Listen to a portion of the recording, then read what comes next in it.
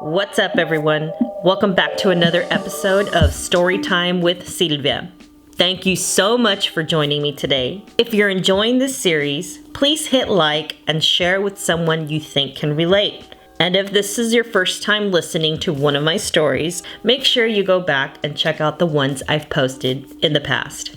Most of my stories are of my first generation Mexican American upbringing, time with my abuelos, personal experiences, and so much more.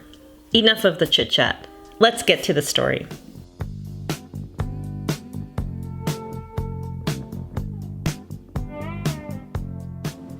Coming from a very small immediate family and being the oldest child comes with, how can I say this, adventure.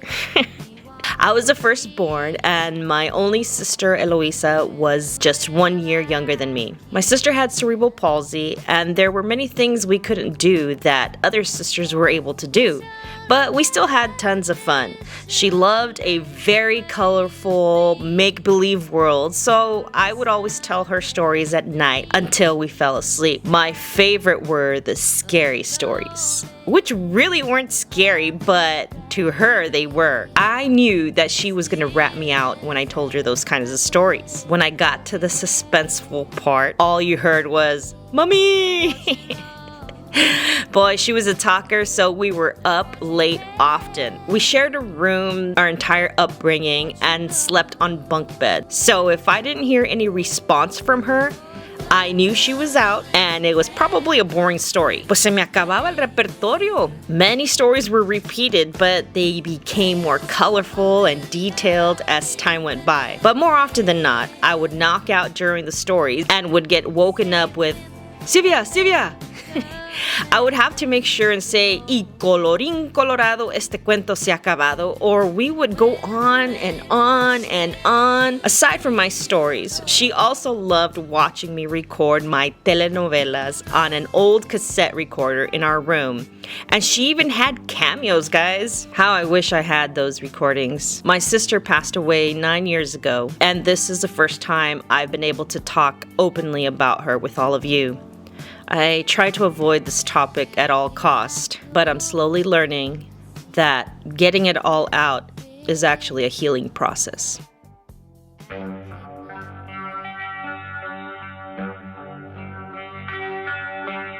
The third sibling is my brother Samuel, Sam, the baby. The long-awaited Salas boy. He was the only boy for quite some time, so my abuelo always sang to him the song,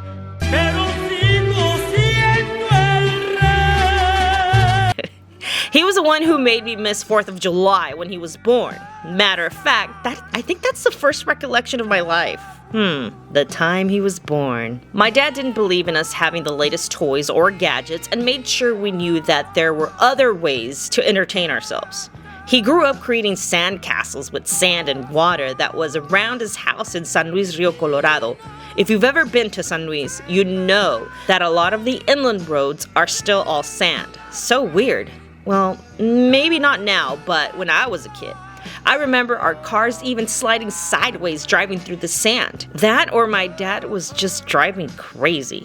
I don't know. It was so hot in San Luis that my dad didn't even feel the need to use the AC when we were growing up. While he thought he was living in heaven, we felt like we were melting in HE double hockey sticks. That, or he didn't feel it was a necessity, like having food on the table.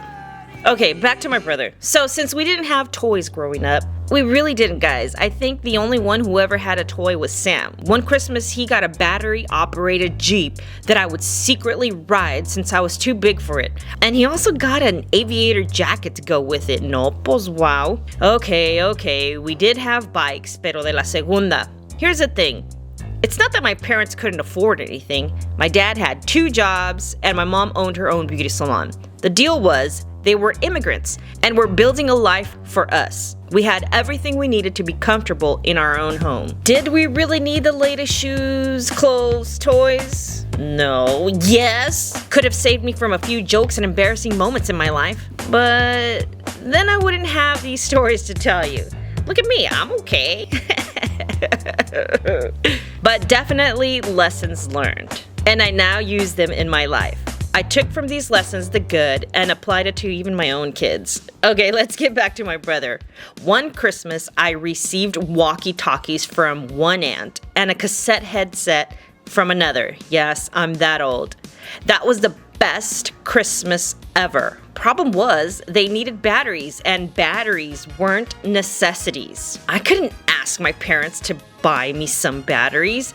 I would search high and low for any battery.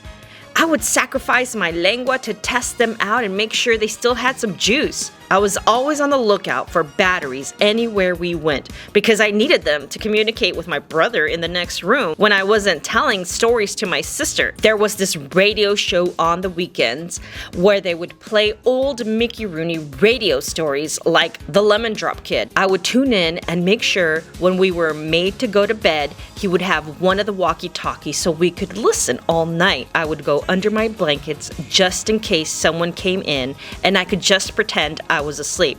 Proud to say, I was never caught. We would get sent to bed at 8 p.m. unless CBS was having a cartoon special. Those were the best. We got to stay up to watch it and eat popcorn.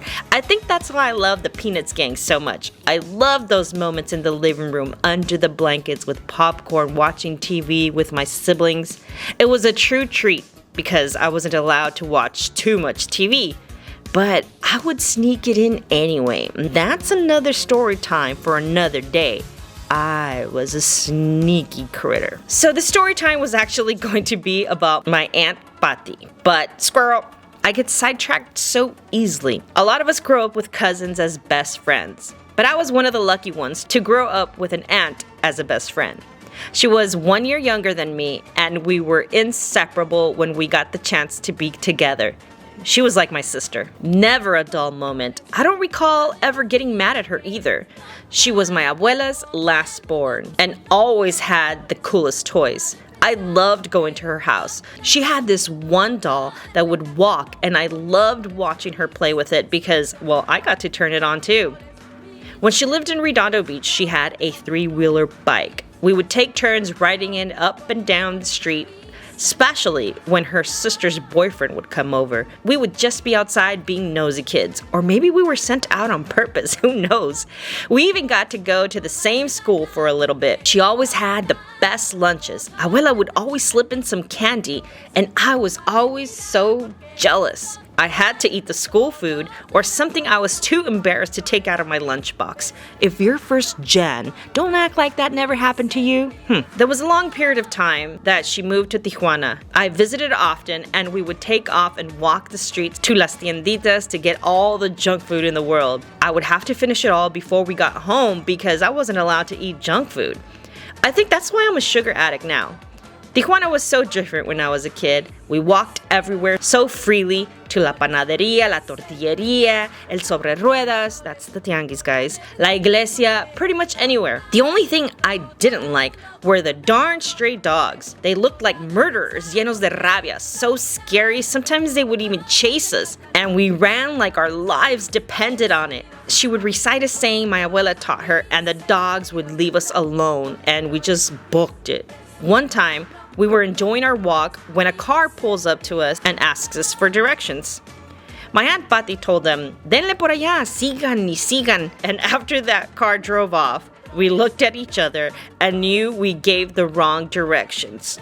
Los mandamos a la barranca! We took off running thinking they probably went off the cliff. We were scared. I think we even went back later on to see if there was a car at the bottom of the cliff.